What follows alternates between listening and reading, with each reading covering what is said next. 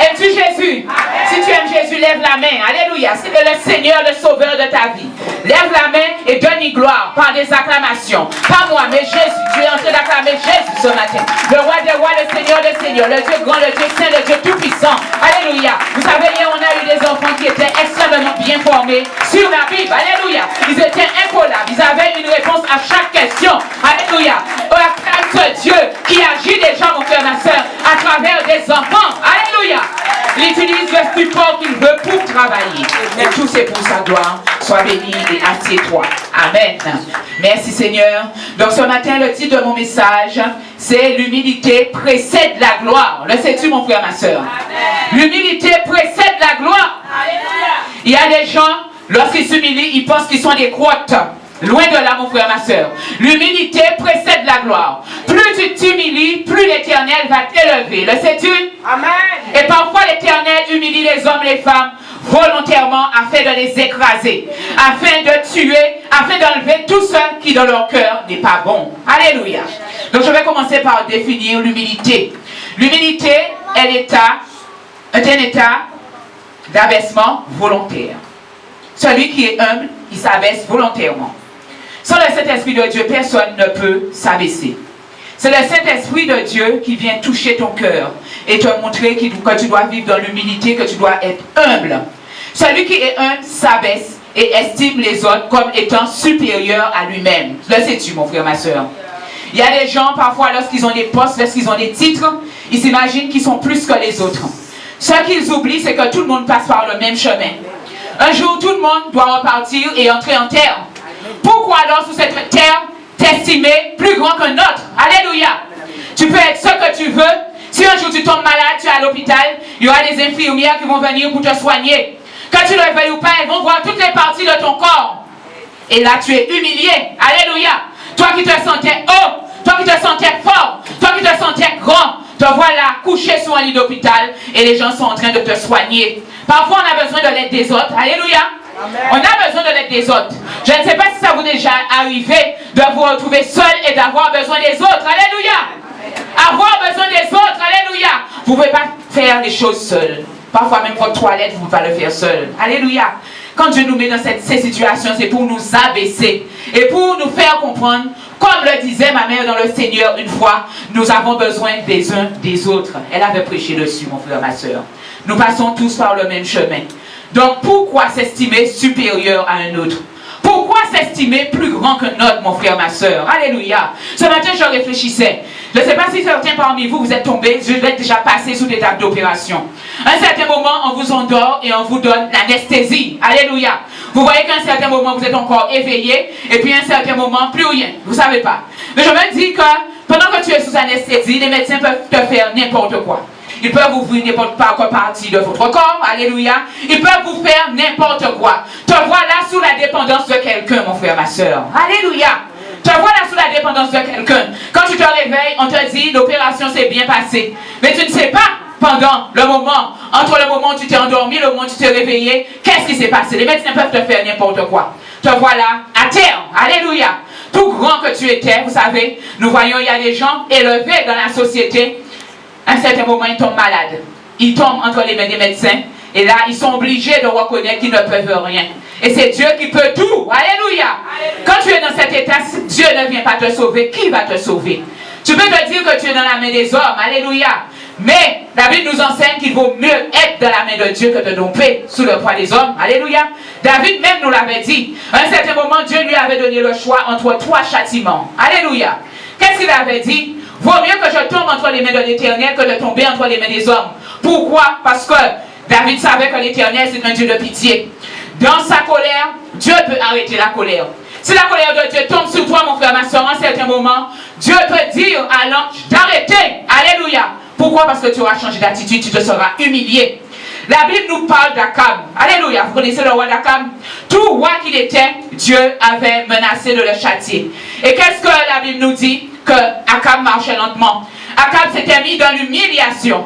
Et parce qu'il s'était humilié, Dieu a renoncé au mal qu'il avait fait. Le plus souvent, lorsque Dieu châtie l'homme, c'est parce que l'homme n'est pas assez humble. Alléluia. Lorsqu'on voit l'histoire de Noé, pendant le déluge, pourquoi Dieu a été obligé de détruire toute la terre? Parce que l'homme croyait qu'il était obligé, qu'il pouvait faire des choses sans Dieu. Alléluia.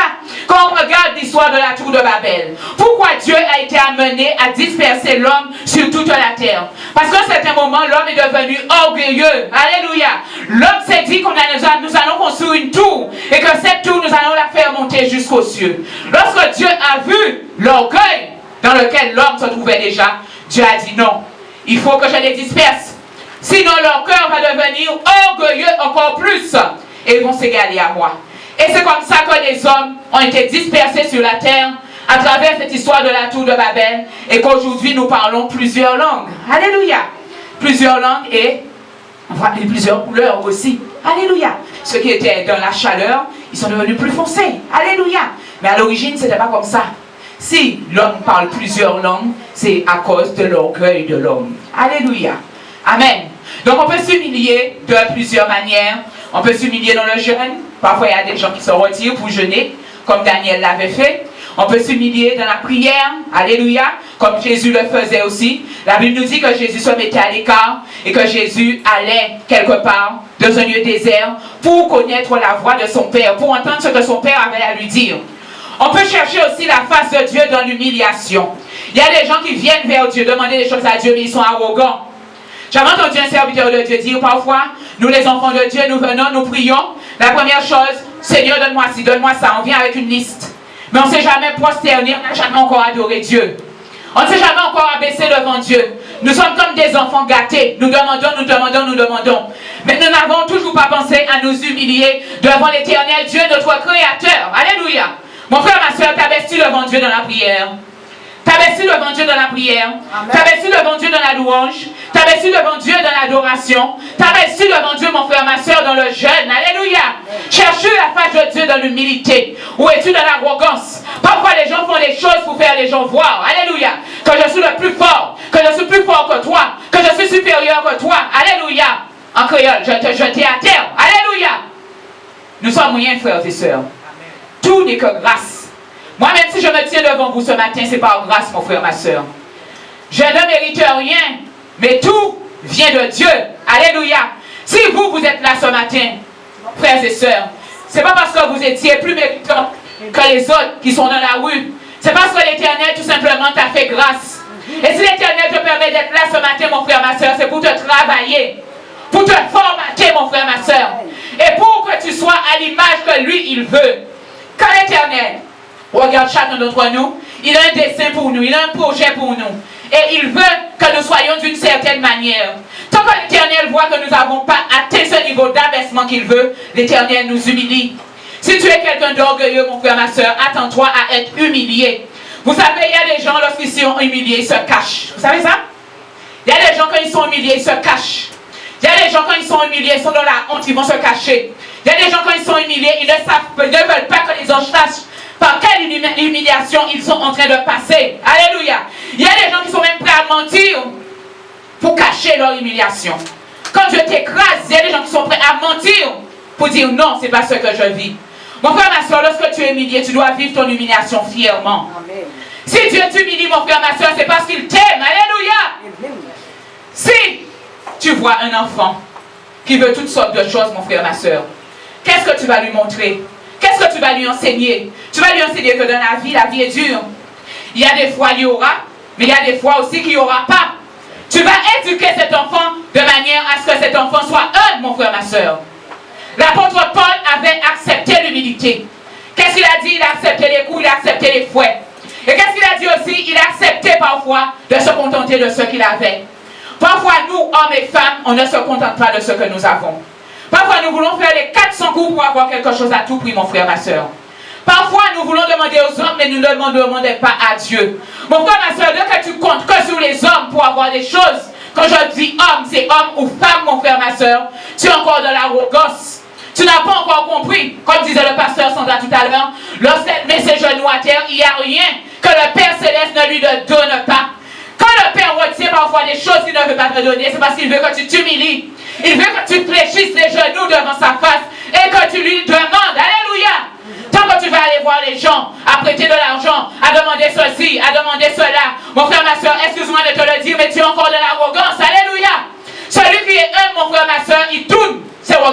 Dieu. Et il fixe ses regards vers Dieu. Et il voit en Dieu, mon frère, ma soeur, son rémunérateur. Alléluia.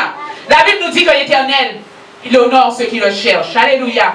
Si tu l'honores de tout ton cœur, si tu le cherches de tout ton cœur, si tu t'humilies devant sa face de tout ton cœur, mon frère, ma soeur, qu'est-ce que l'Éternel, ton Dieu, ne peut pas te donner, mon frère, ma soeur? Rien ne sera trop grand. Rien ne sera trop fort, mon frère, ma soeur, pour que l'Éternel puisse te le donner. Mais le plus souvent, nous refusons de nous humilier devant Dieu. Parfois, il y a des jeunes dans l'église. On te dit de venir jeûner, tu ne viens pas. Vous savez, il y a des pays qui jeûnent d'une manière extraordinaire. Nous, peut-être, nous ne le faisons pas en Guadeloupe, mais parfois, les gens se couchent sous les sacs. Alléluia. Les gens se couchent sous les sacs, les gens se couchent par terre. On peut te dire, mon frère, ma soeur, pendant 3 jours, nous allons nous enfermer dans l'église. Viens, tu vas faire juste une toilette pendant 3 jours.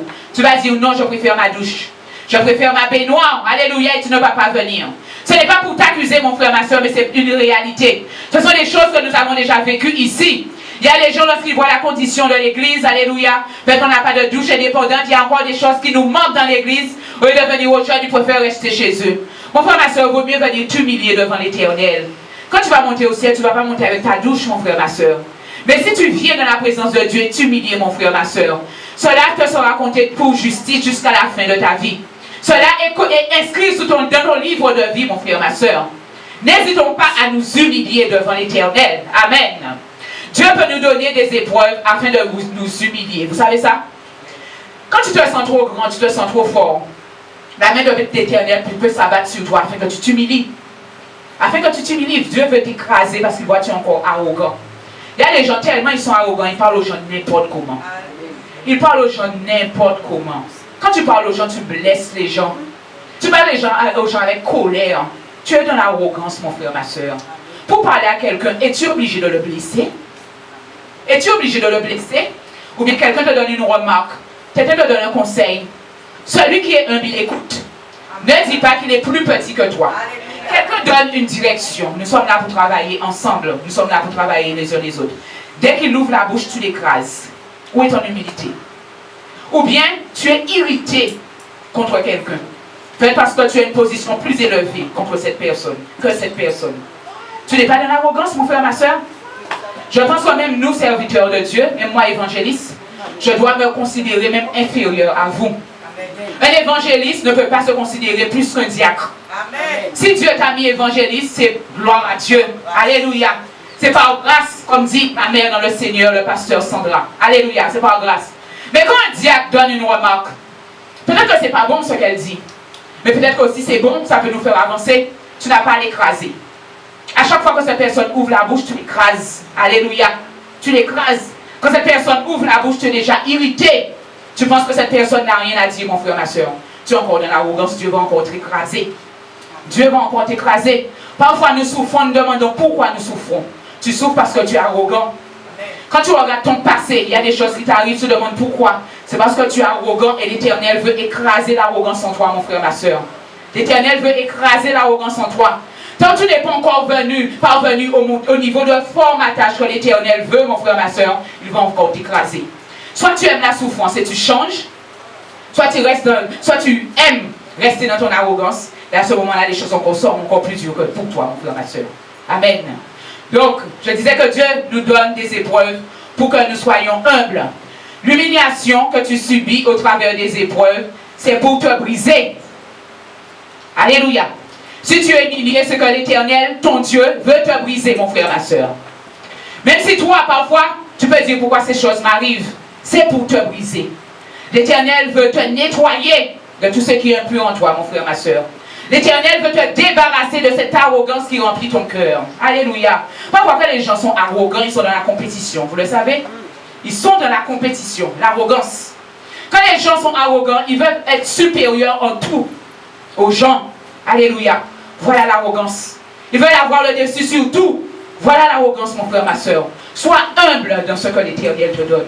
Sois humble dans ce que l'Éternel te fait. Imaginez que le pasteur Sandra vous considérez comme moins que rien dans l'église. Allez-vous revenir ici? Vous avez dit que cette femme, c'est un pasteur arrogant. Mais puisque vous sentez qu'elle vous donne de l'amour, ça vous donne envie de revenir, n'est-ce pas? Ça vous donne envie d'être à ses côtés, ça vous donne envie de servir, n'est-ce pas? Si elle vous considère comme du moins que rien, par exemple après le culte, Vous voulez lui dire juste un petit bonjour, de loin, un petit bonjour pasteur, et vous ne regardez même pas. Vous allez dire, mais cette dame, elle se sent trop élevée. Vous n'allez pas revenir. Mais je suis sûr que si vous êtes là ce matin, c'est parce que vous sentez l'amour dans votre pasteur. Et vous sentez aussi l'amour dans votre église. Alléluia. Amen. Vous sentez que ce que cette église fait, l'église vous donne de l'amour. Et ça vous donne envie de revenir, mon frère, ma soeur. N'est-ce pas, mon frère, ma soeur? Si c'est la vérité, donne gloire à Dieu. Amen. Si ce que j'ai dit est vrai, donne gloire à Dieu. Amen. Merci, Seigneur. Tant que tu n'auras pas atteint le niveau d'abaissement que Dieu veut, tu seras humilié. Tu peux te dire après cette épreuve, c'est fini. C'est pas fini, mon frère, ma soeur. Parce que tu t'es pas abaissé. Il y a des gens, même malgré Dieu les humilie, ils ne plient pas du tout même. Ils restent dans l'arrogance, mon frère, ma soeur. Tant que tu n'es pas encore parvenu au niveau d'abaissement que Dieu veut, mon frère, ma soeur, attends-toi encore d'être humilié. Amen. Si tu es humilié, c'est pour ton bien. Il y a des gens, quand ils sont humiliés, ils se posent beaucoup de questions. Beaucoup de questions. Il y a quelqu'un qui me racontait une épreuve qu'elle passait dernièrement. Et cette personne me dit, mais Dieu aurait pu arrêter cela. Mais je me suis dit que cette personne ne voit pas que Dieu a voulu l'humilier, tout simplement. Dieu a voulu l'humilier et l'élever pour lui donner encore plus. Pour lui donner encore plus. Alléluia. Quelqu'un m'a montré hier une voiture qu'il veut acheter. Alléluia. Mais je me suis dit que cette personne avait une première voiture qu'elle n'a plus actuellement. Je me suis dit, mais cette personne va avoir mieux que ce qu'elle avait. Ou ce que tu vois qui est comme épreuve, ce que tu vois qui est comme la boue, ce que tu vois qui est sale, à travers cela, Dieu fait venir quelque chose de bien. Mais la seule chose, il faut accepter l'abaissement que l'Éternel te donne. Vous savez, il y a une femme dans la Bible qui a accepté de s'abaisser, c'est Naomi. Vous savez, à un certain moment, Naomi a pris toute sa famille, elle est partie, elle était dans un autre pays. Parce qu'elle pensait que là où elle était en Israël, il n'y avait rien de bon. Qu'est-ce qui s'est passé pour Naomi? Naomi a été brisée dans le pays là où elle était. Je crois qu'elle a été dans le pays de Moab et Naomi a été brisée. En un peu de temps, elle a perdu son mari et ses 2 fils. Qu'est-ce que Naomi était obligée de faire? Elle était obligée de retourner en Israël. Sais-tu t'abaisser et retourner, mon frère, ma soeur? Sais-tu t'abaisser et retourner? Naomi disait, ne m'appelez plus Naomi, appelez-moi Mara, ce qui veut dire amère. Parce que la main de l'Éternel s'est apesantée sur moi. Naomi a pu rester là où elle était et mourir finalement sans rien. Mais puisque Naomi s'est abaissée, qu'est-ce que Naomi Dieu a fait? Dans l'abaissement, dans le brisement que l'Éternel faisait vivre à Naomi, l'Éternel a fait sortir quelque chose de bon. L'Éternel a mis Ruth à ses côtés. Ruth a servi aux côtés de sa belle-mère Naomi. Et à travers Ruth, Naomi a été bénie. Alléluia. Quand nous posons des choses qui ne sont pas bien, l'Éternel nous abaisse. Regardez ce fils prodigue. Il avait demandé à son père sa part d'héritage. Il a dit, je m'en vais, donne-moi ma part d'héritage. Et il est parti dans un pays, tout pensant qu'il allait trouver de bonnes choses. La Bible nous dit que tout fils de l'homme riche qu'il était, il s'est retrouvé à manger la nourriture des pauvres. Voilà l'abaissement, mon frère, ma soeur. Vas-tu accepter de manger la nourriture des pauvres, alors que dans ta maison ou dans la maison de ton père, il y a la nourriture en abondance? Alléluia! Dieu peut nous abaisser de cette manière. Pourquoi Dieu a permis que cela se passe dans la vie de ce fils prodigue? Tout simplement pour lui faire comprendre qu'il fallait s'humilier. Et il a fait ce qu'il fallait. Parce que la Bible nous dit qu'il s'est dit en lui-même, je vais retourner chez mon père. Et son père l'a reçu. Et il est retourné dans la condition qu'il avait. Alléluia. Acceptes-tu l'abaissement, mon frère, ma soeur? Acceptes-tu d'être abaissé? Amen. Acceptes-tu d'être humilié? Amen. Le pasteur peut te dire une parole qui ne te plaît pas. Tu parles, tu es fâché. Amen. Tu es fâché. Alléluia. Tu es fâché. Tu es dans la rébellion, mon frère, ma soeur. Si Dieu permet que le pasteur te parle ici, c'est pour t'abaisser. Pour que tu sois humilié. Alléluia. La rébellion ne conduit à rien de bon, mon frère, ma soeur. La rébellion conduit à la mort. Quand tu te rebelles, toi-même, tu te mets à l'écart. Toi-même, tu te mets à l'écart par rapport à la rébellion, mon frère, ma soeur. Amen. Donc, tu dois accepter d'être humilié, sinon Dieu ne peut pas t'utiliser. Vous savez ça? Amen. Il y a des gens que Dieu n'utilise pas tout simplement parce qu'ils sont trop arrogants. Et Dieu sait, s'il est déjà arrogant, comme tu es là, s'il déverse son onction en toi, tu vas faire des dégâts. Tu vas faire des dégâts, tu vas briser des âmes dans le corps de Christ. Tu vas même briser des églises. Il y a des gens dans leur travail, on ne leur donnera jamais des postes de responsabilité. Parce qu'on sait qu'à partir du moment où tu te donneras une responsabilité, tous tes collègues qui sont autour de toi, tu vas les écraser. Tu vas te sentir supérieur à eux. Alléluia. Il y a des gens qui n'auront jamais d'église parce que tu n'es pas assez humble. Amen. Tu es trop arrogant. Alléluia. Il y a des gens qui ne vont jamais rentrer dans leur ministère parce que tu n'es pas assez humble. Tu es trop arrogant. Dieu a déjà vu les desseins de ton cœur. Quand il va t'élever, tout ce que tu projettes de faire, mon frère, ma soeur. Peut-être que toi, tu veux être dans le ministère pour avoir de l'argent. Peut-être que toi, tu veux être dans la vie, c'est humilié. Il a dit, je ne peux pas toucher à Saül parce que c'est le Messie de Dieu. Et vous voyez, même s'il n'était pas encore en Israël, il n'était pas encore vraiment aux yeux du peuple. Le roi du peuple, bien qu'il avait déjà reçu l'onction, il y avait des hommes déjà qui suivaient David. David avait déjà une troupe autour de lui. Et lorsque le moment de la grandeur de David, après s'être humilié, est venu, David a accédé au trône tout naturellement. Voilà l'abaissement. Voilà l'abaissement. Et voilà l'humiliation que tu dois accepter pour parvenir à la grandeur. Amen. Donc, il faut des épreuves, car la vie, à travers les épreuves, Dieu nous brise, Dieu nous change, Dieu nous formate, Dieu nous travaille et Dieu nous lave. L'épreuve, c'est fait pour te laver, mon frère, ma soeur. À travers l'épreuve, Dieu enlève en nous l'arrogance. Il faut accepter d'être humilié, comme Jésus qui est monté sur une croix, comme Job qui avait tout perdu, comme Naomi qui avait perdu son mari et ceux des enfants, comme Paul qui a accepté de passer 3 jours dans les ténèbres. Les 3 jours que Paul a passé dans les ténèbres, c'était pour l'humilier. La Bible nous dit comment était Paul, n'est-ce pas? Paul déjà, il s'estimait supérieur aux autres. Il demandait des lettres pour aller persécuter les chrétiens. Il fallait que Dieu lui le mette pendant 3 jours dans les ténèbres pour que Paul puisse reconnaître que c'est l'Éternel qui est Dieu. Lui-même, il le dit après, Paul. Il dit que j'étais dans l'ignorance, j'avais un excès de zèle. L'excès de zèle, voilà l'arrogance. J'avais un excès de zèle, c'est l'excès de zèle qui faisait Paul agir de cette manière. Mais qu'est-ce que la Bible nous dit? Il fallait que Paul soit écrasé. Paul a vécu des choses pas possibles. Il a été emprisonné pour le nom de Jésus-Christ. Mais à travers l'arrogance, à travers l'humiliation qu'il a subie, cet homme est devenu un grand serviteur de Dieu. Et il a écrit beaucoup de lettres dans la Bible. Beaucoup de lettres du Nouveau Testament viennent de Paul. Pourquoi? Parce que Dieu l'avait mis dans cet état de brisement. Il est enfermé à un certain moment. Et il envoyait ses lettres. Tout ça, c'était pour le briser. Amen. Tant que tu n'es pas humilié, Dieu ne peut pas travailler avec toi, je l'ai dit. Dieu t'humilie afin de te façonner à sa manière. Dieu te voit comme un vase qu'il veut modeler d'une certaine manière. Si tu es humilié, mon frère, ma soeur, c'est que Dieu veut modeler ce vase et faire un vase que lui, il veut. Dieu veut que tu ressembles à ce que lui, il veut pour toi. C'est pour ça qu'il permet que tu sois humilié. Amen. Mon frère, ma soeur, nous allons prendre notre premier verset de Deutéronome 8, verset 1. Deutéronome 8, verset 1. Amen. Gloire à Jésus. Gloire à Jésus, bien-aimé. Amen. Alléluia. Deutéronome 8, verset 1 nous dit: vous observerez pour les mettre en pratique tous les commandements que je vous donne aujourd'hui, afin que vous viviez, que vous vous multipliez et que vous entrerez en possession du pays que l'Éternel a juré de donner à vos ancêtres. Tu te souviendras de tout le chemin que l'Éternel, ton Dieu, t'a fait faire pendant 40 ans dans le désert, afin de t'humilier et de t'éprouver, pour reconnaître ce qu'il y avait dans ton cœur. Et tu observerais, et si tu observerais ces commandements, oui ou non, quand Dieu te donnait l'humiliation, c'est pour te sonder. Amen. Comme je disais tout à l'heure, il y a des gens, quand ils sont humiliés, se cachent. Ils ne veulent pas dire qu'ils sont humiliés. Au contraire, même ton humiliation, fièrement, mon frère, ma soeur. Profite de servir Dieu pendant ton humiliation, mon frère, ma soeur. Profite pour chercher la face de Dieu. Parfois, Dieu nous humilie pour que nous puissions chercher sa face. Pour que nous puissions chercher sa volonté dans la prière. Pour que nous puissions lui demander qu'est-ce qu'il veut pour nous.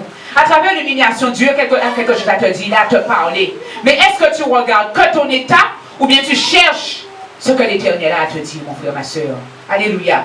Verset 3, il t'a humilié et t'a fait souffrir de la faim et t'a nourri de la manne que tu ne connaissais pas et que n'avaient pas connu tes pères, afin de t'apprendre que l'homme ne vit pas de pain seulement, mais que l'homme vit de toutes sortes mais que l'homme vit de tout ce qui sort de la bouche de l'Éternel. Voilà ce que Dieu voulait dire à Israël. Quand tu es humilié, cherches-tu ce que Dieu a à te dire, mon frère, ma soeur? Cherches-tu ce que Dieu a à te dire? Alléluia. Dieu peut te faire vivre dans l'humiliation pour te faire savoir qu'il y a des temps difficiles qui sont à venir, mon frère, ma soeur. Parfois, il y a des gens qui n'ont pas à manger, mais profite pour jeûner. Parce que les temps deviendront difficiles, mon frère, ma soeur. Si dans les périodes d'humiliation, tu as pris l'habitude de jeûner, mon frère, ma soeur, quand la grande tribulation viendra, mon frère, ma soeur, tu seras déjà rodé. Alléluia. À travers ton humiliation, mon frère, ma soeur, cherche ce que l'Éternel a à te dire. Tu souffres, tu es dans l'épreuve. Mais qu'est-ce que l'Éternel veut te dire, mon frère, ma soeur? Qu'est-ce qu'il veut te dire? Est-ce que ce n'est pas ton cœur, comme Israël, ici, là, qu'il veut sonder? Peut-être qu'il veut savoir, mon frère, ma soeur, qu'est-ce que tu as dans ton cœur? Est-ce que tu l'aimes, oui ou non? C'est ce que l'Éternel nous dit de la part d'Israël. L'Éternel veut te tester. Il y a des gens, lorsqu'ils sont humiliés, ils abandonnent Dieu. Ils laissent Dieu. Ils maudissent Dieu. Ils disent que l'Éternel n'est pas Dieu. Alléluia. Et Satan c'est envoyer des annonces sataniques comme ça autour de vous. Lorsque vous avez une épreuve, il vous dire l'église là, ça, en jadou quitter. Si vous quittez l'église là, ça va t'arriver. Tant de fois en jadou quitter l'église là, ça va présenter la guerre, ça va arriver. Si tu es parti, ça va t'arriver. Ce sont des annonces sataniques, mon frère, ma soeur. Toi, tu ne vois pas que tu es dans l'humiliation. Que l'Éternel veut t'abaisser afin que tu sois élevé. Lorsque la gloire de Dieu paraîtra sur toi, tous tes persécuteurs, là, tes détracteurs, ils n'auront rien à dire. Hier, on a vu l'exemple d'Anne et de Pénina. Anne était injectivée par Pénina. Anne n'a jamais rien dit. Anne a gardé le silence. Et la Bible ne nous parle plus de Pénina après, lorsque Anne a eu des enfants. Alléluia. Mais la stérilité d'Anne, c'était l'humiliation de Anne. Anne même a dit, si tu jettes ton regard sur l'humiliation de ta servante, qu'est-ce que Dieu voulait? Dieu voulait que Anne cherche sa face. Anne a choisi la bonne place, elle a cherché la face de Dieu. Alléluia. Et Anne est entrée dans sa bénédiction. Alléluia. Cette femme a accepté son humiliation, elle ne s'est pas cachée. Au contraire, elle a été dans le temple, elle a rencontré le sacrificateur Élie, et elle a exposé sa requête à l'Éternel. Merci Seigneur. Nous allons prendre Job. Job 1, verset 20. Merci Seigneur. Job 1, verset 20. Merci Jésus. Vous connaissez tous l'histoire de Job, comment Job a été humilié. Job a été humilié dans sa vie, dans la vie de ses enfants, dans sa chair. Qu'est-ce que la Bible nous dit? Verset 20.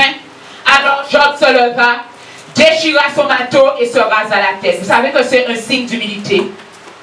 C'est un signe de se mettre en deuil. C'est un signe montrant que nous avons de la peine.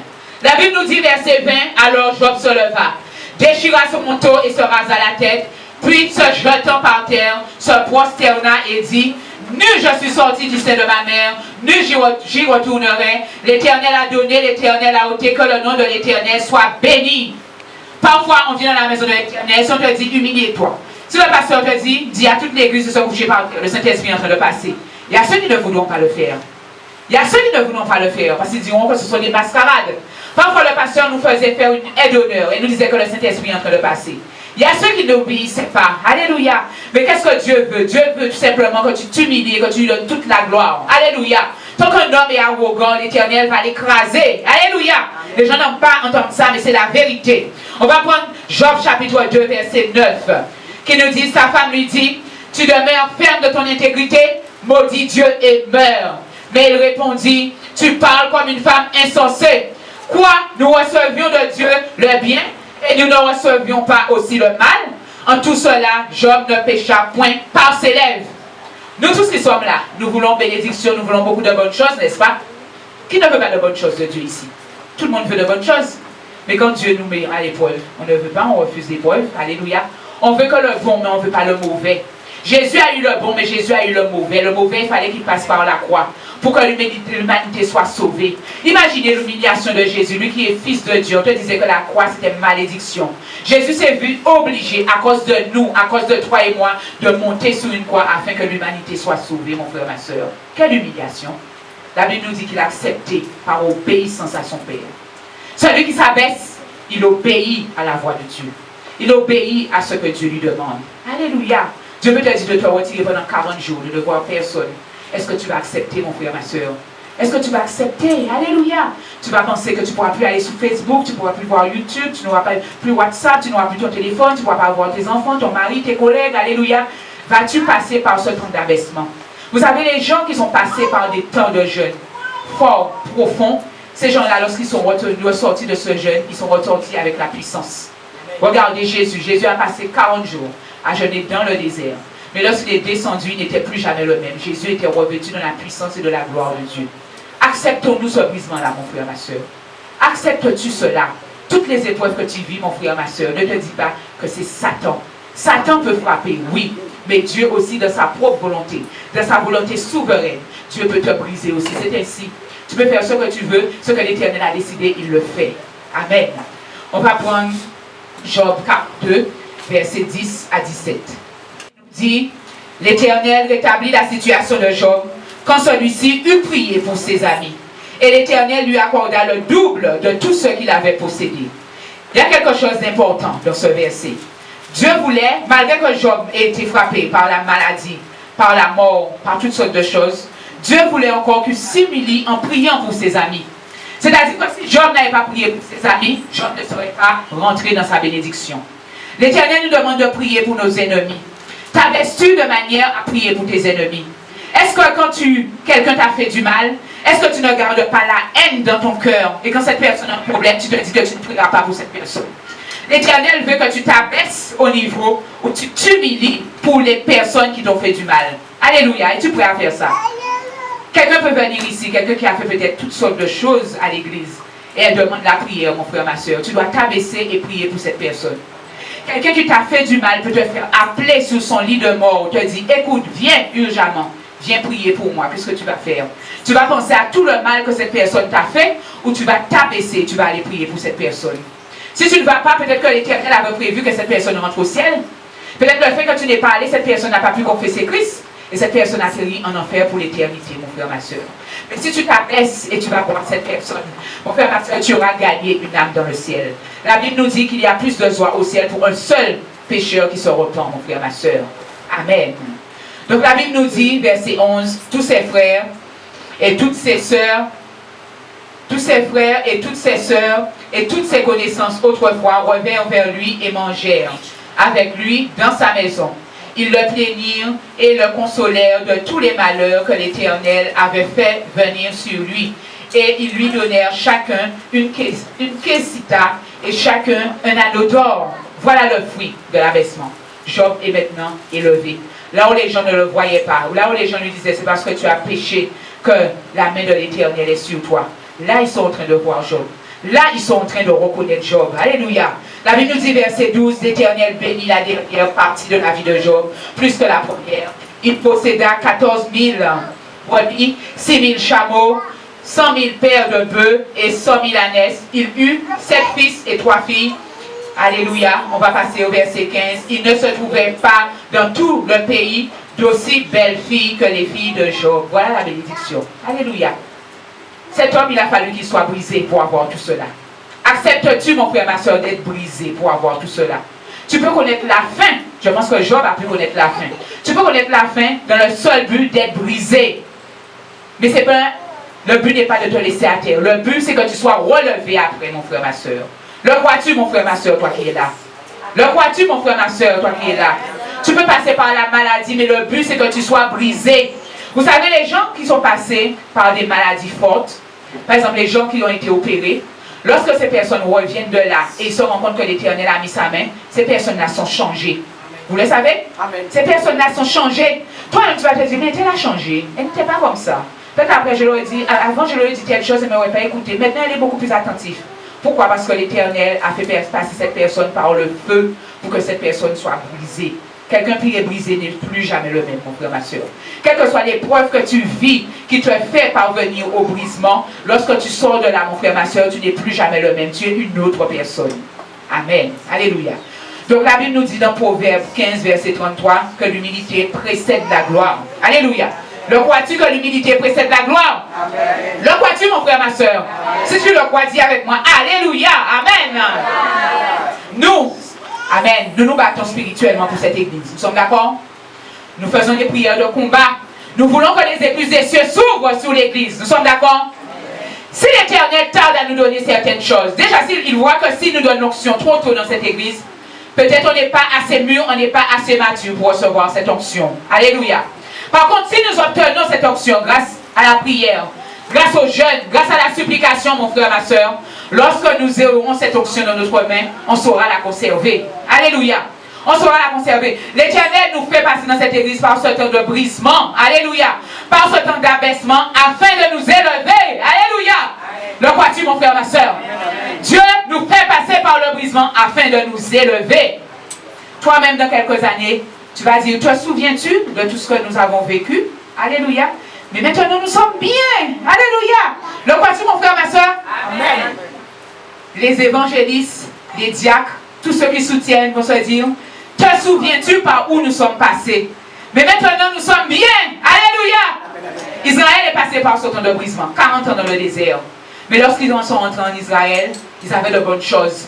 La Bible nous dit que lorsque Moïse a envoyé les espions, les raisins étaient tellement gros, une grappe de raisin, il fallait 2 hommes pour le porter. Alléluia! Ils sont passés par le brisement, par l'humiliation. Mais lorsqu'ils sont rentrés dans leur bénédiction était sans pareil. Il n'y avait aucun peuple sur la terre qui avait la bénédiction d'Israël. Alléluia! Israël était un peuple béni. Et il y a même des gens qui quittaient leur contrée, leur patrie pour aller en Israël. Parce que l'Éternel faisait du bien à Israël. Vous ne posez pas la question pourquoi Ruth a voulu rester avec Naomi. Ruth s'est dit, là où tu vas mourir, moi je vais mourir aussi. Alléluia. Parce qu'elle a vu qu'il y avait quelque chose de bon en Israël, mon frère, ma soeur. L'humiliation, mon frère, ma soeur, c'est pas pour tout le temps. Ma mère dans le Seigneur, le pasteur Sandra disait, tu n'as pas d'argent, mais c'est pas pour tout le temps, mon frère, ma soeur, c'est pour un moment. La richesse et la gloire vont venir, mon frère, ma soeur. Mais il faut que tu sois persévérant dans l'épreuve et dans le brisement. Amen, alléluia. Donc le but de l'épreuve de Job était de l'humilier afin qu'il soit élevé. Alléluia. Job a accepté de s'humilier comme nous venons de le voir et Dieu l'a élevé.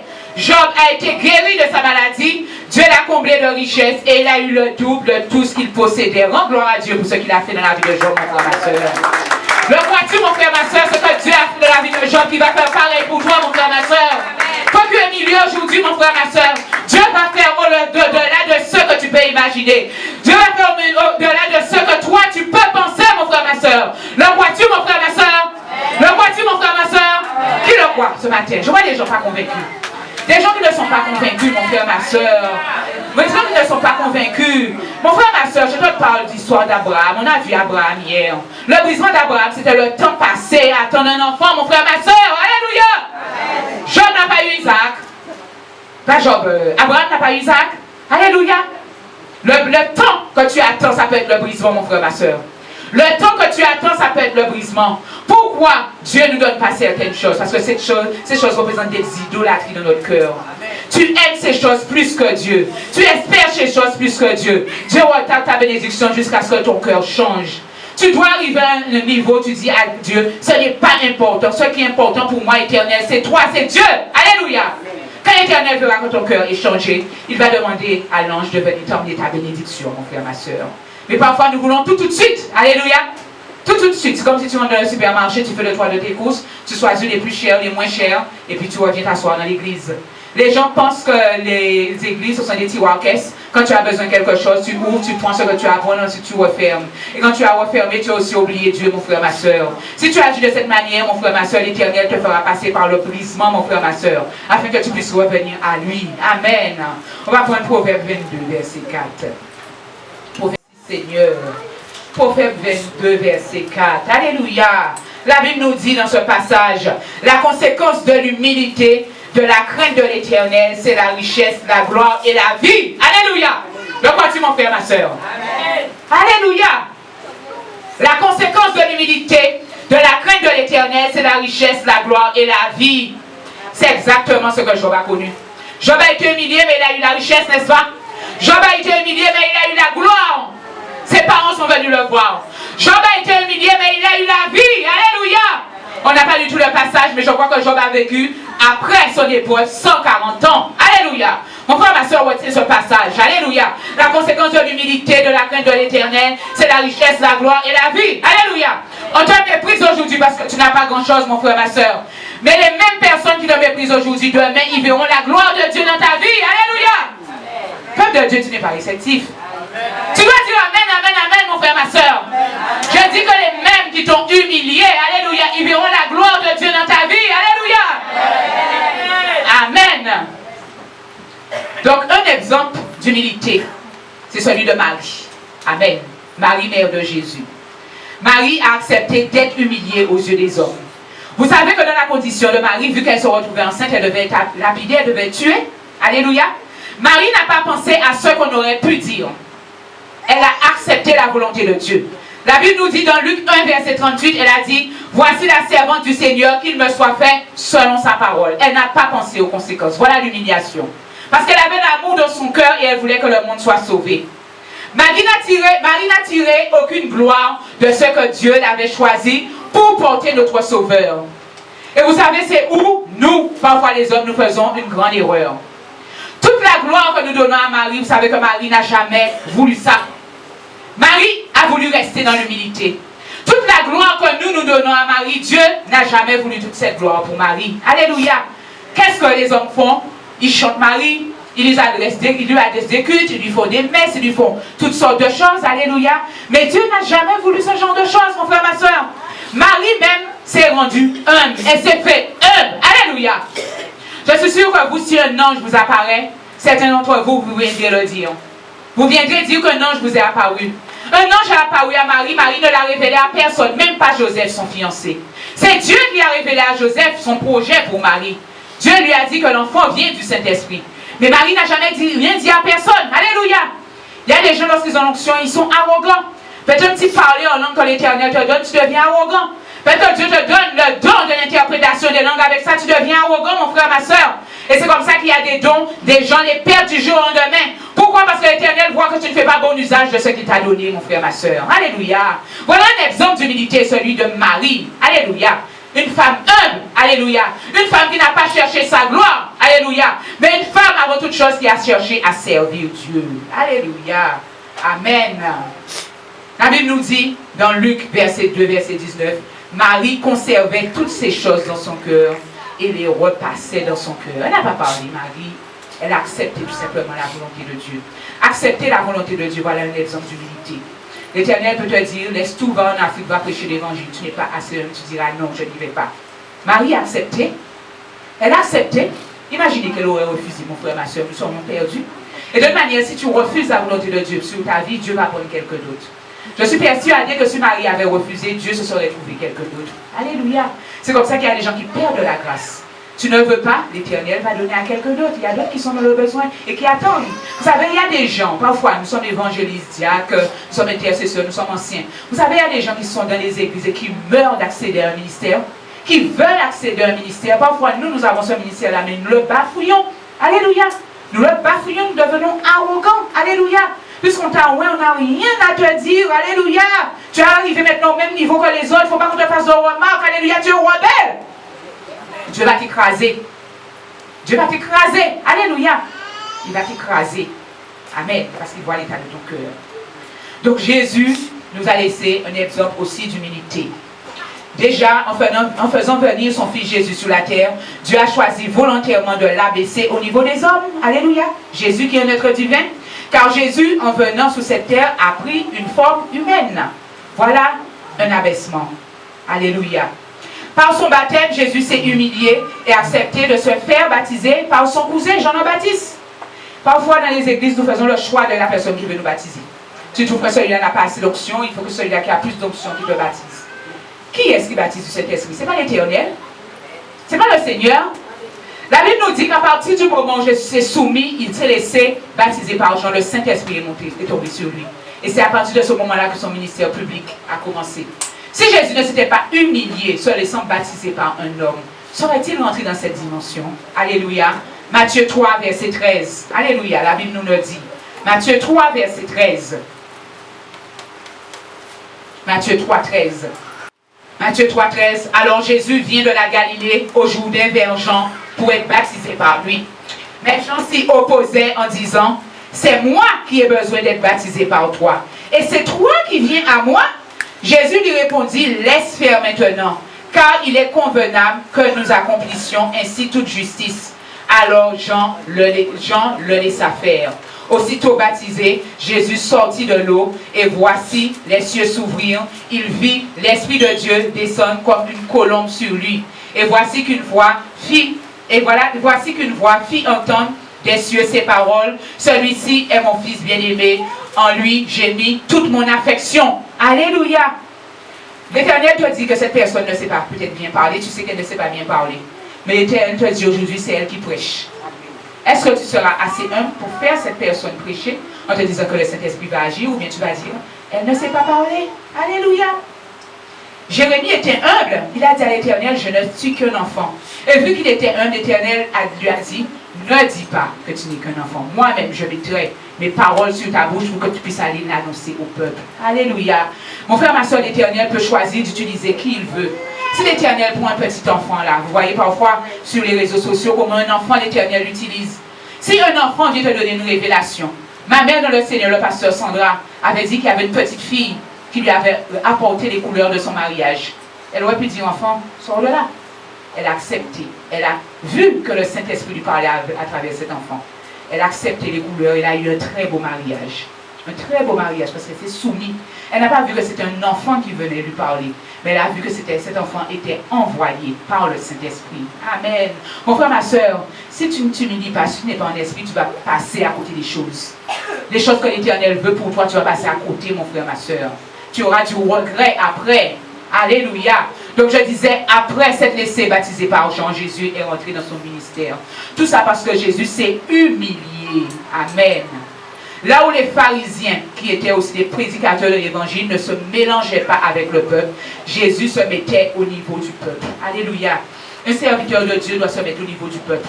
Alléluia. Un serviteur de Dieu doit se mettre au niveau du peuple. Quel que soit l'endroit où le Saint-Esprit envoyait Jésus, Jésus entrait. N'est-ce pas? Si le Saint-Esprit venait maintenant, il dit à Jésus, va à Carénage, saurait-il aller? Saurait-il aller? Amen. Nous savons que Carénage, c'est un lieu de débauche. C'est un lieu de prostitution. Alléluia. Saurait-il aller? Amen. Si l'Éternel te dit, toi, vas-y, que tu sois prédicateur de Dieu ou pas, mais tu es enfant de Dieu, iras-tu? Tu vas dire, l'Éternel, ce sont des prostituées. L'Éternel, Jésus n'a jamais regardé des prostituées comme étant des choses de mauvais. Alléluia. Qu'est-ce qu'il leur disait? Ce que tu fais, c'est pas bien. Change. La femme adultère, on l'a emmenée en flagrant délit d'adultère. Jésus ne l'a pas condamné, n'est-ce pas? Mais Jésus lui a dit, je ne te condamne pas, mais ce que tu fais, ne le fais plus. Alléluia. Rappelez-vous que Jésus avait soif. Cette Samaritaine. Jésus aurait pu dire, c'est une Samaritaine. Vous savez que les Juifs et les Samaritains ne s'entendaient pas. Il aurait pu dire, c'est une Samaritaine, je ne vais pas demander de l'eau. Jésus lui a dit, donne-moi à boire. Voilà l'humilité. Cette femme Samaritaine, vous savez qu'elle était étonnée que Jésus lui parle. Elle lui dit, mais comment me parles-tu à moi qui suis une Samaritaine? Parce que les Juifs et les Samaritains ne s'entendent pas. Amen. Jésus a brisé tout ça. Il voulait briser cette barrière de Juifs et de Samaritains. Parce que dans le royaume de Dieu, ça ne doit pas exister. Dans le royaume de Dieu, il n'y aura pas Juifs et Samaritains, il y aura les enfants de Dieu, tout simplement. Amen. Quand on dénigre les femmes ne doivent pas prêcher que les hommes. Alléluia. Humilions-nous. Dieu n'utilise pas les femmes. Alléluia. Dieu n'utilise pas les femmes. Amen. C'est une question, peuple de Dieu. Dieu n'utilise pas les femmes. Amen. Amen. Alléluia. Mais vas-tu le reconnaître, mon frère, ma soeur? Vas-tu le reconnaître? Jésus, comme Dieu, Dieu ne fait pas d'inégalité. Tout le monde est égaux à ses yeux. Que tu sois noir, blanc, jaune, chinois, je ne sais pas. Avec Dieu, c'est pareil. Alléluia.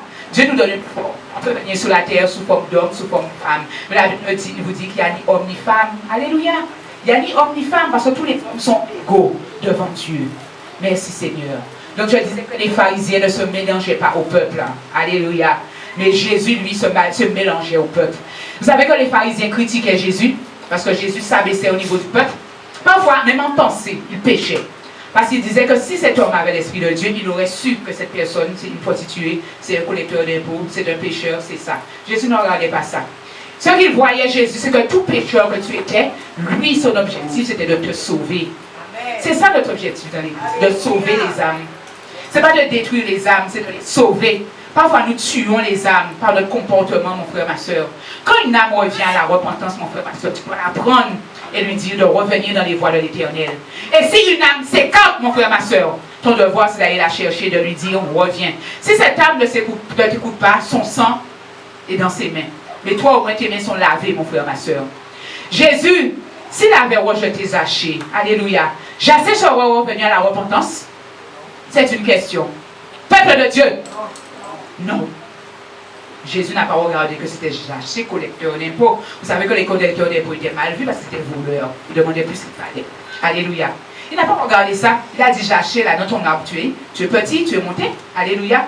Descends, je dois manger chez toi. Zachée aurait pu dire, tu ne rentres pas chez moi, je suis collecteur d'impôts, j'ai plein d'argent, tu ne viens pas. Zachée lui est descendu et Zachée a servi Jésus tout de suite. Alléluia. Jésus se voyait au même niveau que tout le monde. Il n'y a pas de coin de la terre où Jésus disait qu'il n'irait pas. Alléluia. Partout le Saint-Esprit envoyait Jésus prêcher l'évangile. Jésus allait et faisait le travail de son Père. Alléluia. Jésus n'a pas vu la Marie qui était venue verser le parfum sous ses pieds. Vous savez que c'est une prostituée, n'est-ce pas? Nous dirions, une prostituée de carénage vient là. Il met du parfum sous tes pieds. Qu'est-ce que tu vas faire? Alléluia. Alléluia. Que vas-tu faire? Parfois, nous avons des jugements dans les églises, nous avons des préjugés. Quelqu'un qui est prostitué dans l'église, là, personne ne voudra s'asseoir à côté de lui. Un clochard entre là, personne ne voudra s'asseoir à côté de lui. Ce n'était pas la condition de Jésus.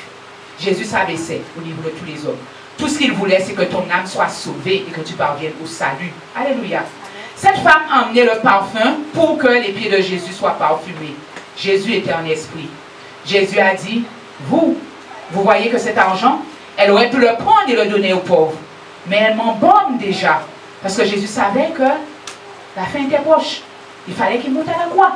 Alléluia. Fonctionnons en esprit. Vous-même, frères et sœurs, vous êtes à l'évangile. Vos collègues de travail qui ne sont pas encore à Christ, ne les méprisez pas. Ne les voyez pas comme des gens de salle. Alléluia. Quand vous allez leur témoigner ce genre de choses, ils ne vont pas venir, ils vont voir en vous des gens méchants. Vous n'allez pas les sauver, mon frère, ma soeur. Il faut vous voir au même niveau qu'eux, leur donner de l'amour. Et dès que vous pouvez, vous faites comme Paul avait dit à Timothée, en toute occasion, favorable ou pas, prêchez l'évangile. Vous leur prêchez l'évangile. Par votre acte, par votre partage, vous pouvez emmener les autres à Christ. Nous sommes une église qui partage beaucoup. Est-ce que vous racontez cela aux autres pour que leur cœur soit touché? Il y a des gens qui m'envoient des messages qui disent ce que vous faites, c'est très bien. Quelqu'un me le disait encore.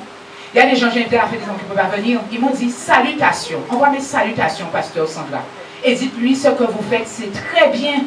Alléluia. Il faut emmener les autres à s'humilier. Quand tu partages avec un autre, c'est que tu t'humilies, tu sais ça? Tu vas plus garder ton argent pour toi. Imagine, tu as 2 euros. Il faut que tu donnes 1 euro. Quelqu'un qui s'humilie, il partage. Et c'est ce que Jésus faisait. Ce petit garçon qui avait les 5 pains et les poissons, il s'est humilié, il aurait pu tout garder pour lui et tout manger. Alléluia. Qu'est-ce qu'il a fait? Lorsqu'il a vu que le peuple avait faim, il a donné. Et la Bible nous dit qu'une petite quantité de nourriture a été multipliée et tout le monde a mangé. Voilà un état d'abaissement, mon frère, ma soeur. Donne gloire à Dieu pour cela. Amen. Merci Seigneur. Donc je disais que Jésus s'est abaissé, il mangeait avec les collecteurs d'impôts comme Zachée. Il se laissait approcher par les prostituées. Alléluia. Mais l'exemple le plus remarquable de l'humilité de Jésus, c'est le lavement des pieds. Il y a des gens qui ne comprennent pas ça. Un jour, on a fait ça dans l'église. Amen. Amen. Et il y a des gens qui ont critiqué, qui ont dit, c'est quoi ça? Qu'est-ce que le pasteur fait là? Le pasteur a fait chaque mois de l'église laver le pied de tous les fidèles. Alléluia. Je ne sais pas si tu as pris part à cet événement. Amen. Mais c'est l'exemple le plus grand de l'humiliation de Jésus, mon frère, ma soeur. Jean 13, verset 1. Alléluia. Jean 13, verset 1. Jean 13, verset 1. Amen. Avant la fête de Pâques, sachant que l'heure était venue pour lui de passer de ce monde à son Père, Jésus qui avait aimé les siens, Jésus qui avait aimé les siens et qui était dans le monde, les aima jusqu'au bout. C'est ce que je vous disais. Jésus ne faisait exception de personne. Pendant le repas, alors que le diable avait déjà mis dans le cœur de Judas, fils de Simon, de le livrer, Jésus qui savait que le Père avait tout mis entre ses mains, qu'il était venu de Dieu et qu'il s'en allait à Dieu, se leva de table, ôta ses vêtements et prit un linge dont il s'entoura. Ensuite, il versa de l'eau dans un bassin et se mit à laver les pieds des disciples et à les essuyer avec le linge qu'il avait à la ceinture. Alléluia. Jésus est le roi des rois, n'est-ce pas? Amen. Jésus est le roi des rois, n'est-ce pas? Amen. Tout roi des rois qu'il est, il s'est abaissé, saigné les pieds, aux pieds de chacun de ses disciples. Tout ça pour nous servir d'exemple, mon frère, ma soeur. Tout ça pour te dire que dans l'église, nous sommes serviteurs les uns des autres. Voilà un état d'humilité. Je ne peux pas dire parce que je suis évangéliste, je ne vais pas aider quelqu'un. Ou bien il y a des travaux trop petits pour moi que je ne puisse faire. Alléluia. Jésus faisait tout. Il a lavé le pied de ses disciples. Alléluia. Merci Seigneur. Amen. Amen. Verset 6. Il vint donc Simon-Pierre qui lui dit, toi Seigneur, tu me laverais les pieds? Jésus lui répondit, ce que je fais, tu ne le sais pas maintenant, mais tu le comprendras par la suite. Pierre lui dit, non, jamais tu ne me laveras les pieds. Jésus lui dit, si je ne te lave pas, les pieds, tu n'auras point de part avec moi. Alléluia. Amen. Jésus s'est abaissé. Il a lavé le pied de chacun de ses disciples parce qu'il savait qu'il devait retourner vers son Père. Simon-Pierre lui dit, Seigneur, non pas seulement les pieds, mais encore les pieds et la tête. Alléluia. Amen. Donne gloire pour ce geste de Jésus, mon frère, ma soeur. Le lavement des pieds. Alléluia. Amen. Si moi, évangéliste, je vais te laver les pieds, me laisseras-tu faire? Me laisseras-tu faire? Me laisseras-tu faire? Amen. Gloire à Dieu. Vous avez compris le message. Amen.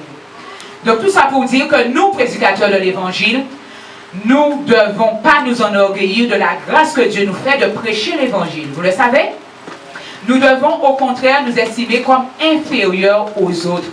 Tu n'as aucune gloire. Philippiens 2, verset 3. Amen. Philippiens 2, verset 3. Philippiens 2, verset 3. Amen. La Bible nous dit, ne faites rien par rivalité ou par vaine gloire, mais dans l'humilité, estimez les autres supérieurs à vous-même. Alléluia. C'est ce que je disais tout à l'heure. Un évangéliste ne peut pas estimer qu'il n'a pas de conseil à recevoir d'un diacre, d'un ancien ou d'un intercesseur dans l'église. Alléluia. C'est le tout qui fait la force, mon frère, ma soeur. Amen. Alléluia. Et de même entre nous, évangélistes aussi, il faudrait que nous acceptions les remarques. Il y a des gens, quand tu les fais des remarques, ils sont fâchés. Amen. Qu'est-ce que la Bible nous dit ici? Mais dans l'humilité, estimez les autres supérieurs à vous-même. Alléluia. Ne dis pas que celui-là, toujours son une selle à porter. J'en fais habiter en moins. Pourquoi il veut démonter? Alléluia.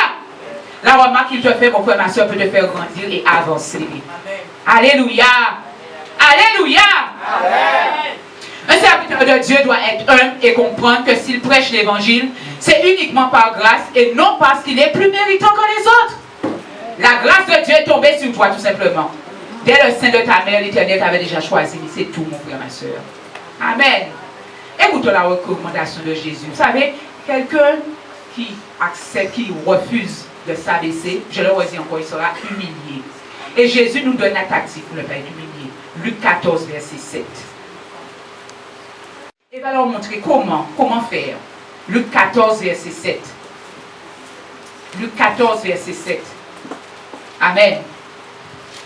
Il adressa ensuite une parabole aux invités parce qu'il remarquait comment ceux-ci choisissaient les premières places. Il y a des gens dans une église, si leur place c'est là, ils ne vont pas changer. Et si quelqu'un se met à leur place, cette personne a un problème. Amen. Il leur dit, lorsque tu es invité par quelqu'un à des noces, ne va pas occuper la première place. Ni de mon cagoumé puis une première place là. Vous parlez à jeter ou à mettre à terre, vous la première place. Compétition. Amen.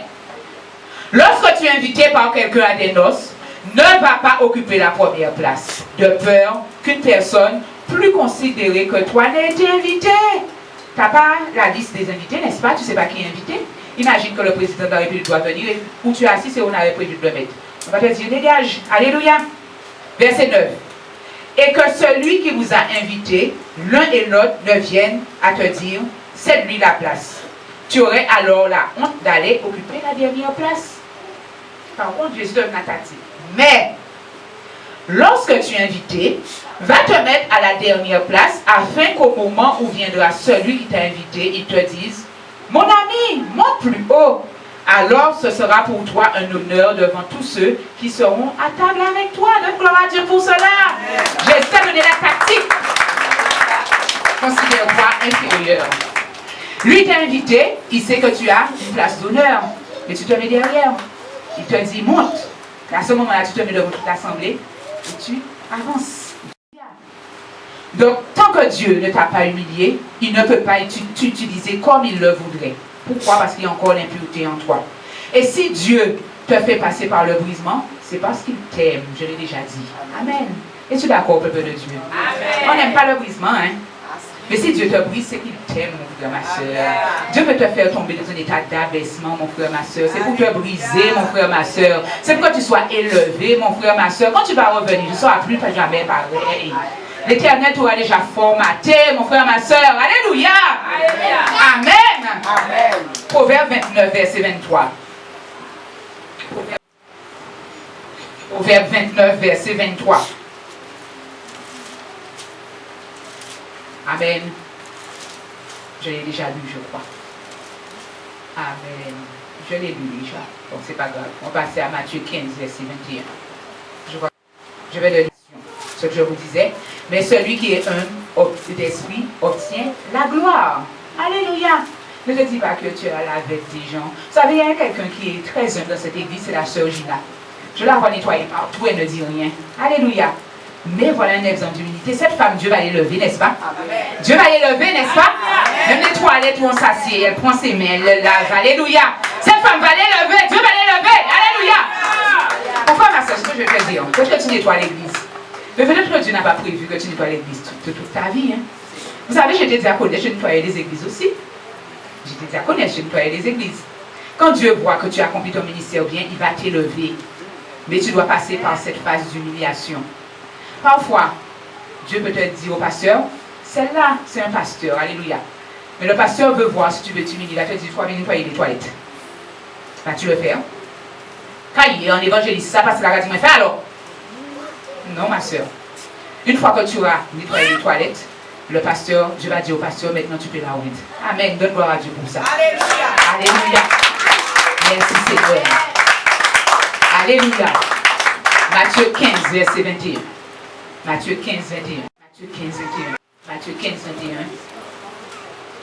Jésus partit de là, se retira dans le territoire de Tyr et de Sidon. Une femme cananéenne qui venait dans ces contrées lui cria, « Aie pitié de moi, Seigneur, fils de David. Ma fille est cruellement tourmentée par le démon. » C'est une Cananéenne, elle n'était pas juive, et elle vient vers Jésus. Verset 23. Il ne lui répondit pas un mot. Quelqu'un te parle, tu ne réponds pas. Tu parles à quelqu'un, cette personne ne te répond pas. Tu ne te sentiras pas humilié? Imagine que tu as demandé une augmentation à ton chef de service, ne parle jamais de ça. Tu ne te sentiras pas humilié? Cette femme parle à Jésus, Jésus ne lui répond pas. Qu'est-ce que Jésus voulait voir? Sa persévérance. Alléluia. Verset 23. Il ne lui répondit pas un mot. Ses disciples s'approchèrent et lui demandèrent, « Renvoie-la, car elle crie derrière nous. » Il répondit, « Je n'ai été envoyé qu'aux brebis perdues de la maison d'Israël. » Mais elle vient se prosterner. Vous voyez comment cette femme s'abaisse pour avoir sa bénédiction? Elle a quelqu'un de malade chez elle. Elle sait que Jésus, c'est la solution. Elle aurait pu repartir parce que Jésus n'a pas répondu. Qu'est-ce que la Bible nous dit? Elle monte au stade supérieur. Mais elle reconnaît Jésus comme son Seigneur. Verset 26. Il répondit, « Il n'est pas bon de prendre le pain des enfants et de le jeter aux petits chiens. » Est-ce que tu comprends l'ampleur de ce verset, mon frère, ma soeur? On te traite de chien. Alléluia. On a traité cette femme de chien. Est-ce qu'elle va partir? Elle va persévérer, cette femme. Alléluia. Verset 27. Oui, Seigneur, dit-elle.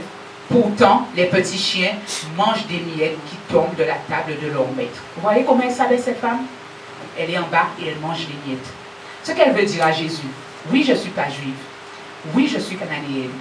Mais je veux un peu de la bénédiction que tu as pour le peuple d'Israël. Tout simplement. Et vous allez voir, vu que cette femme c'est abaissée, Jésus ne l'a pas répondu. Jésus l'a traité de petit chien. Alléluia. Cette femme, elle sera bénie parce qu'elle s'est abaissée.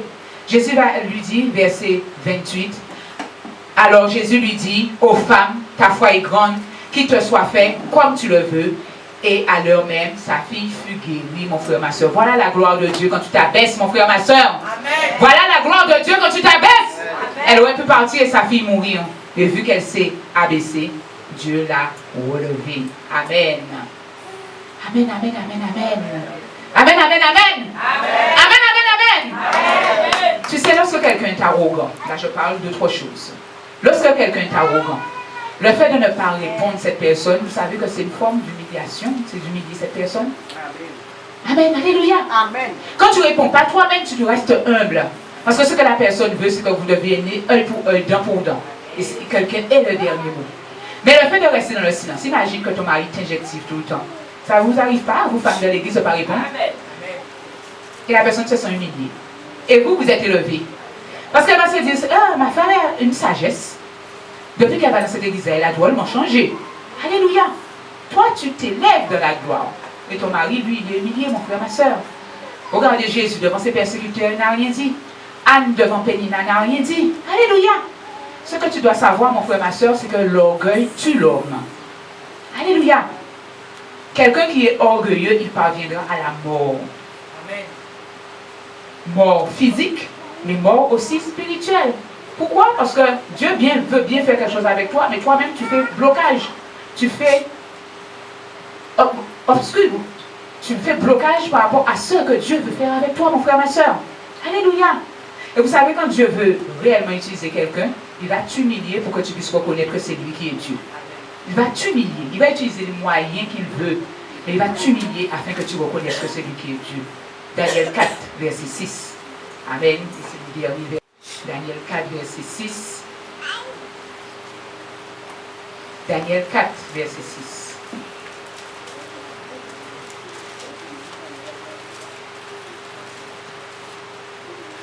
Daniel 4, verset 6. Amen. Alléluia. Merci Seigneur. Là, c'est le roi Nebuchadnezzar qui parle. Il parle à Belshazzar, qui est Daniel. C'est le nom qu'on a donné à Daniel dans le pays où il était en captivité. Il s'appelait Beltadjar. Donc, il a fait un rêve, le roi. Donc, verset 6. Beltadjar, chef des magiciens, à toi qui as en toi, je le sais, l'Esprit de Dieu. Là, c'est le roi qui parle à Daniel. Et pour qui aucun mystère n'est difficile, dis-moi l'explication des visions que j'ai eues en rêve. Voici les visions de mon esprit. Pendant que j'étais sur mon lit, je regardais et voici, au milieu de la terre, un arbre d'une grande hauteur. Cet arbre était grand et fort, sa cime atteignait le ciel. Et on le voyait des extrémités de toute la terre, son feuillage était beau, ses fruits abondants, il portait de la nourriture pour tous. Sur lui, les bêtes des champs trouvaient de l'ombre. Dans ses branches habitaient les oiseaux du ciel. Et tout être vivant tirait de lui sa nourriture. Dans les visions de mon esprit que j'avais sur mon lit, je regardais et voici, un des saints qui veille descendit des cieux. Il cria avec force et parla ainsi. Abattez l'arbre et coupez les branches. Arrachez le feuillage et dispersez les fruits. Que les bêtes fuient de dessous et les oiseaux du milieu des branches. Mais laissez en terre le tronc avec ses racines dans des chaînes de fer et de bronze parmi l'herbe des champs. Qu'il soit trempé de la rosée du ciel et qu'il ait comme les bêtes de l'herbe de la terre pour partage.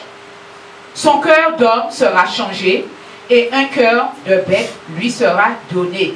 Et 7 ans passeront sur lui. Alléluia, on va s'arrêter là. Amen. Donc le roi demande à Daniel l'explication de ce songe. Amen. Et Daniel aura la révélation. Verset 15. Donc il a fini de raconter son rêve et il dit verset 15. Voilà le rêve que j'ai eu moi, le roi Nebuchadnezzar. Toi, Beltadjar, dis-moi l'explication. Puisque tous les sages de mon royaume ne peuvent pas me faire connaître l'explication, toi tu le peux, car tu as en toi l'esprit des dieux. Amen. Alors Daniel, nommé Beltadjar, fut un moment stupéfait et ses pensées l'épouvantaient. Le roi reprit et dit, Beltadjar, que le rêve et l'explication ne t'épouvantent pas. Et Beltadjar répondit, mon Seigneur, que le rêve soit pour tes ennemis et son explication pour tes adversaires. L'arbre que tu as vu, qui était devenu grand et fort, dont la cime atteignait le ciel et qu'on voyait de toute la terre, cet arbre dont le feuillage était beau et les fruits abondants, qui portait de la nourriture pour tous, sous lequel s'abritaient les bêtes des champs et les branches duquel les oiseaux demeuraient, ces 3 rois. Amen. Vous voyez comment il était grand, il était fort. Daniel lui dit que cette vision-là, c'est toi. Amen.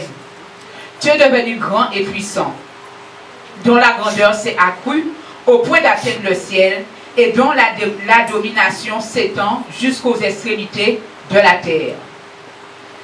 Le roi a vu l'un des saints qui veuille descendre du ciel et dire « Abattez l'arbre et détruisez-le, mais laissez en terre le tronc et ses racines dans les chaînes de fer et de bronze parmi l'herbe des champs, qu'il soit trempé de la rosée du ciel, et qu'il ait des bêtes des champs, et qu'il ait avec l'herbe des champs, l'herbe pour partage, jusqu'à 7 ans, soit passé sur lui. Voilà l'explication au roi. Voilà le décret du Tout-Puissant qui atteindra mon Seigneur le roi. On te chassera du milieu des hommes.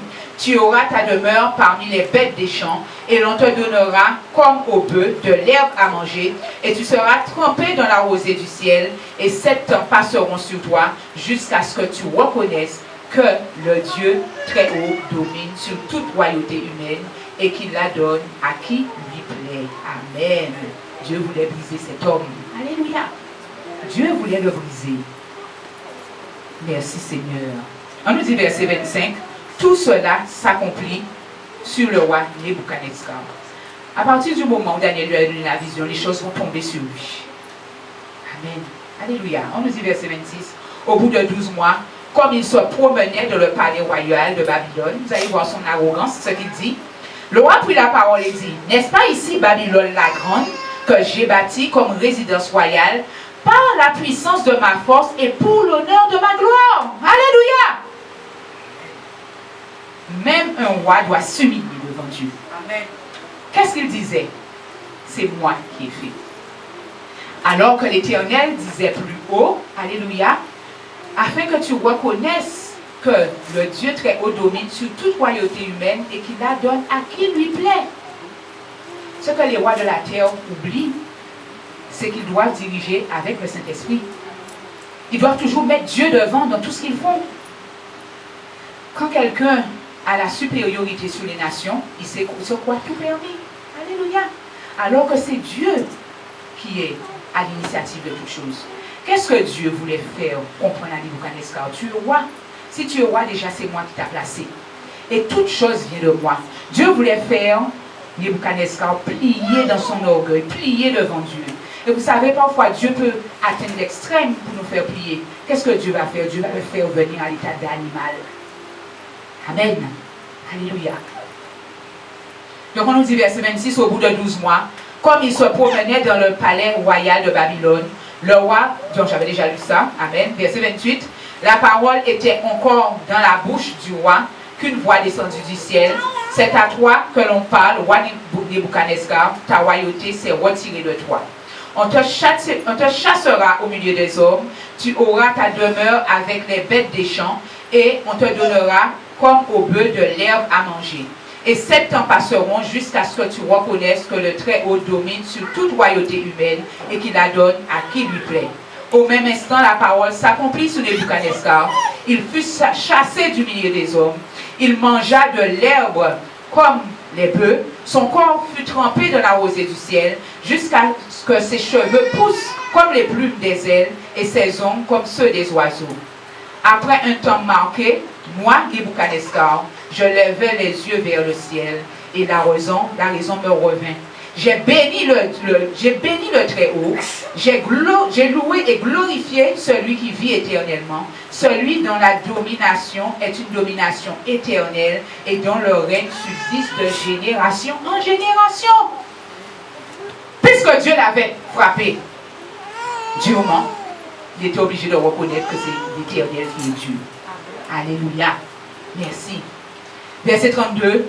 Tous les habitants de la terre sont comme s'ils n'avaient pas de valeur. Il agit comme il lui plaît avec l'armée des cieux et avec les habitants de la terre. Et il n'y a personne qui résiste à sa main et qui dise, que fais-tu? En ce temps, la raison me revint. L'honneur de ma royauté, ma gloire, ma splendeur me furent rendus. Mes conseillers et mes grands me réclamèrent et je fus rétabli dans ma royauté et ma grandeur ne fut que s'accroître. Alléluia.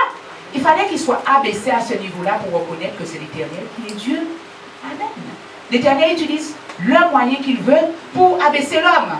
Et verset 34, maintenant, moi, Nebuchadnezzar, je loue, j'exalte, je glorifie le roi des cieux, dont toutes les œuvres sont vraies et les voies justes, et qui peut abaisser ceux qui marchent avec orgueil. Alléluia. Donne gloire à Dieu pour cette parole. Amen. Alléluia. Alléluia. Amen. Donc tout ça pour vous dire, frères et sœurs, voyez comment on voit qu'il était, Dieu l'a humilié, Dieu l'a fait être dans une condition animale. Beaucoup, lorsqu'ils sortent victorieux d'une épreuve, ils deviennent arrogants. Amen. Ils pensent que c'est par d'eux-mêmes qu'ils sont sortis vainqueurs. Non, c'est l'Éternel qui t'a fait sortir de cette épreuve afin de t'élever. Amen. Il y a des gens lorsqu'ils sont sortis d'une épreuve mortelle, après ils roulent les mécaniques. Ils roulent les mécaniques.